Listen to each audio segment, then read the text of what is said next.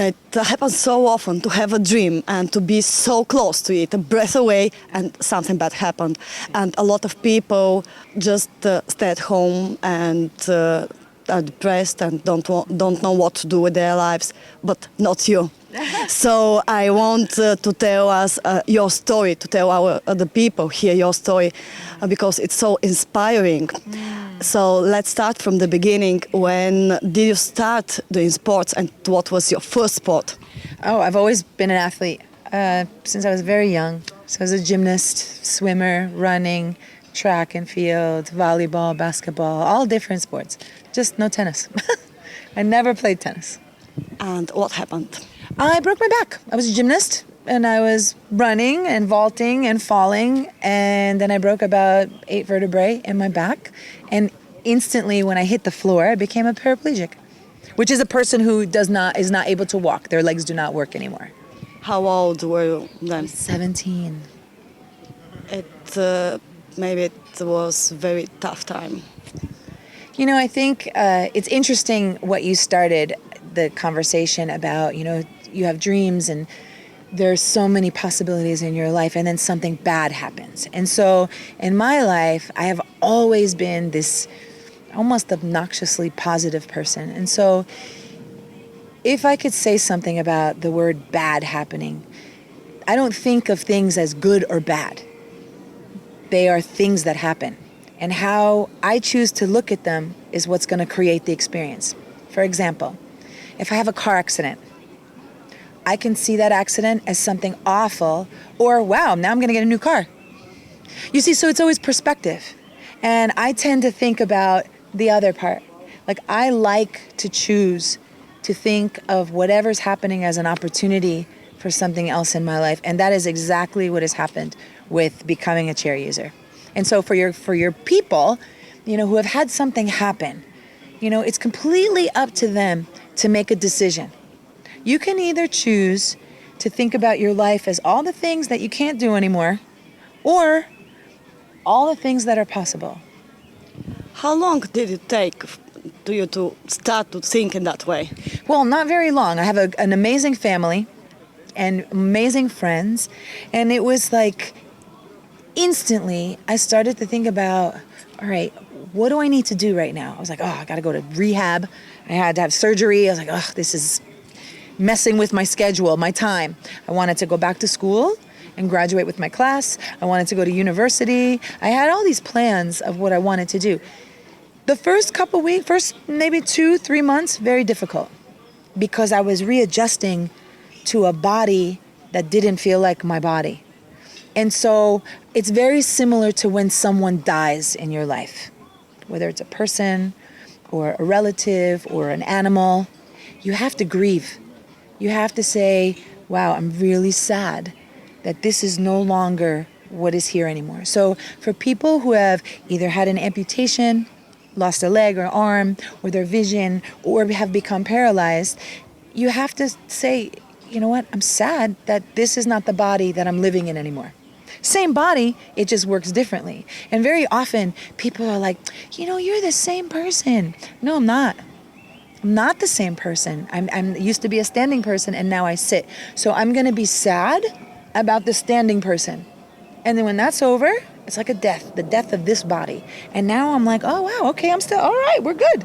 I have this body now. So what am I going to do? What am I going to do with this? Like, what am I going to create with this? Now, for some people, it's easier than others to move forward. Some people don't have amazing people in their lives. Some people are alone. You know, some people don't have people saying, hey, you know what? Anything is possible. And I had that kind of family, you know, and those kind of friends. They're like, oh, you know, you could do anything, Karin. You know, I have a friend who does this. I have a friend who does this. And I'm like, no, I want to do this. And which was, I wanted to go back to university.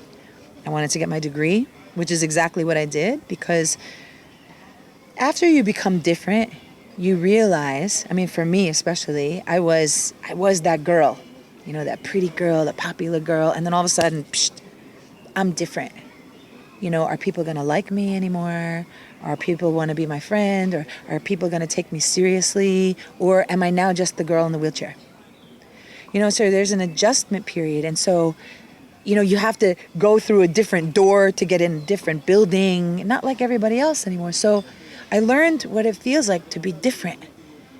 And in that, how do we make people equal that are different? How do I help my people? So I wanted to go back to school, studied political science, so politics and government, because that's where you can create change. You can create change in the law and the rules and how you build a building or a tennis court. Or, how do you get permission for someone who has a disability to be able to participate in school? And those were the things that were important to me. Who opened your eyes for wheelchair tennis? A gentleman by the name of Bill Howard, a very good friend of mine. I was working in a law office in the daytime and a nightclub at night. And he was working at the door, big bouncer guy. And he said to me one day, he goes, you should play tennis. I'm like, I'm gonna play. I'm like, yeah, tennis, oh, stupid. And he's like, no, come on, let's play tennis. And I was like, oh, he's very cute. Oh, maybe, okay. So, and he really just wanted to play tennis. So we played tennis, and he brought the next time a magazine.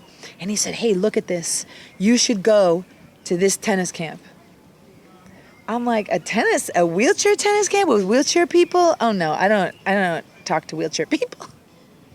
So stupid. I was so ignorant. And How old were you? I was 18, 19, 20, 27.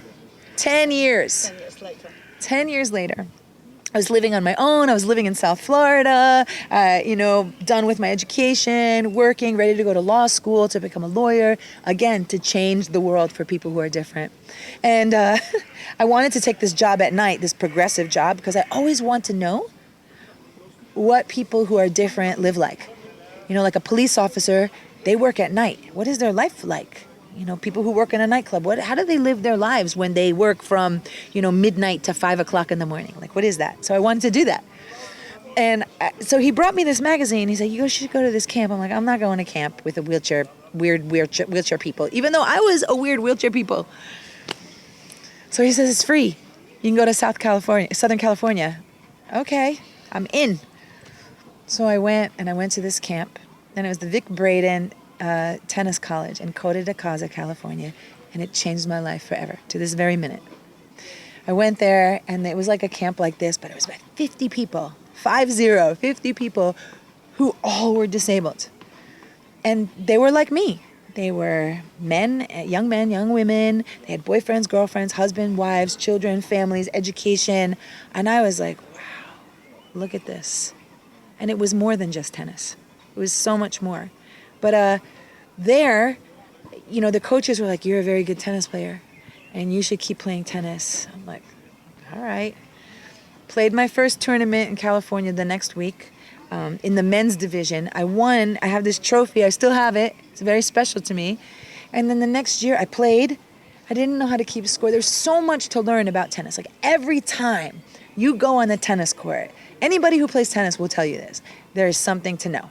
There is something to learn out there, like forever, for the rest of your life. You don't just play tennis and become the best.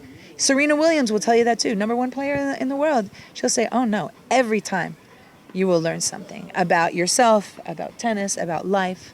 And yeah, and my career opened, and I swore that time in my life was such a gift.